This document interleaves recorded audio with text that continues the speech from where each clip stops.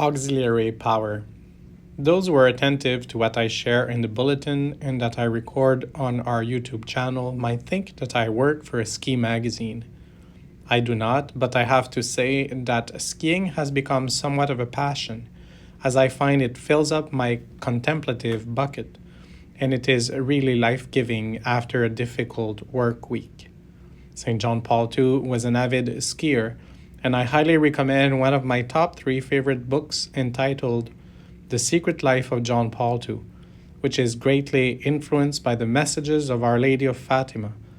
In the story of one of his escapades, when he left the papal apartments to find himself on the mountains of Italy, he developed a long-time friendship with a young guide named Lino Zani, still alive today and still an outdoors fanatic.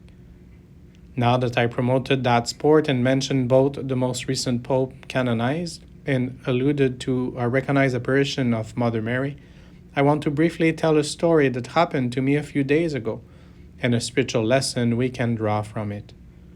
I got scared not too long ago when the chairlift stopped, as if it were frozen, and would not budge for 20 minutes that seemed like an eternity to me.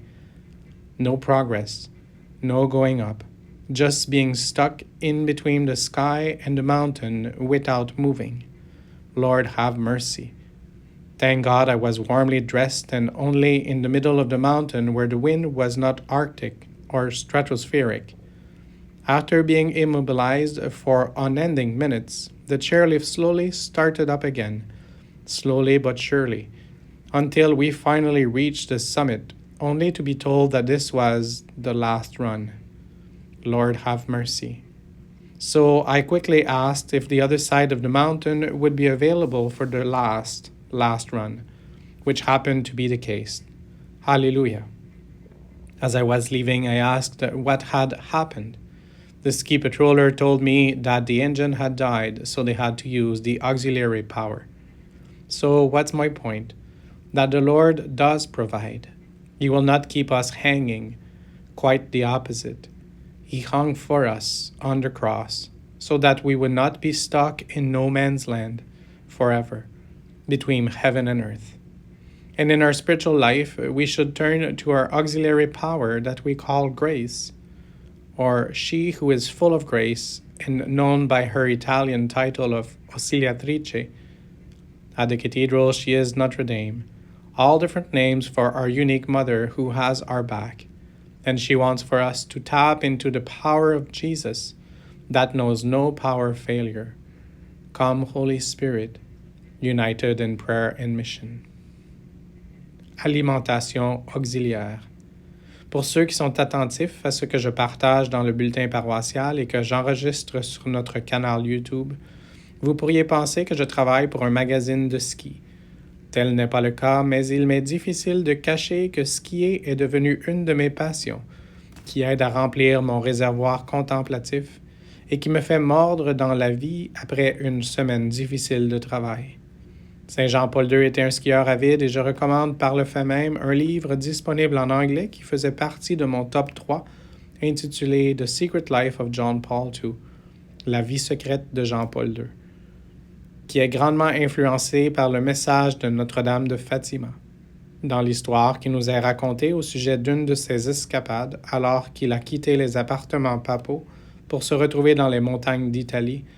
Il a développé une amitié intime et jusqu'à sa mort avec son jeune guide du temps nommé Lino Zani, qui est d'ailleurs toujours vivant et actif dans le monde du plein air. Maintenant que j'ai fait la promotion de ce sport et que j'ai aussi mentionné le plus récent pape à être canonisé, en plus de faire allusion à une apparition reconnue de la Sainte Vierge Marie, j'aimerais brièvement vous partager une anecdote que j'ai vécue il y a quelques jours et une leçon spirituelle qu'on peut en tirer. Il n'y a pas longtemps, j'ai eu peur alors que le télésiège s'est arrêté pour rester immobile, en fait pour ne pas bouger pendant 20 minutes qui m'ont paru une éternité. Sans progrès, sans aller de l'avant, juste bloqué dans l'air entre le ciel et la montagne. Seigneur, prends pitié. Je remercie Dieu que j'étais habillé chaudement et que je n'étais pas à la cime du sommet où les vents auraient été arctiques ou stratosphériques. Après ces minutes interminables dans cette position d'immobilisation, le mouvement a commencé au ralenti, lentement mais sûrement, jusqu'à finalement atteindre le sommet pour me faire dire que c'était la dernière descente. Seigneur, prends pitié.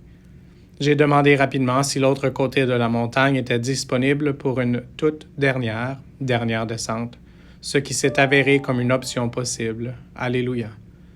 Alors que je partais, j'ai demandé au patrouilleur de ski ce qui s'était passé et il m'a informé que le moteur était mort, donc qu'ils avaient dû recourir au système auxiliaire. Alors, c'est quoi le rapport entre le ski et la vie spirituelle? Le Seigneur pourvoit toujours. Il ne nous laissera jamais en suspens, indéfiniment. Il a accepté d'être suspendu sur la croix, par amour pour nous, pour que nous ne soyons pas pris dans l'abîme entre ciel et terre. Dans notre vie spirituelle, nous devrions nous tourner vers la puissance auxiliaire, auxiliary power, que nous appelons grâce, avec le titre italien de celle qui est pleine de grâce, affectueusement appelée Ausiliatrice. À la cathédrale, elle est Notre-Dame. Tous des noms différents pour notre unique mère qui nous appuie inconditionnellement et qui veut nous aider à puiser dans la puissance de Jésus qui n'est jamais en panne.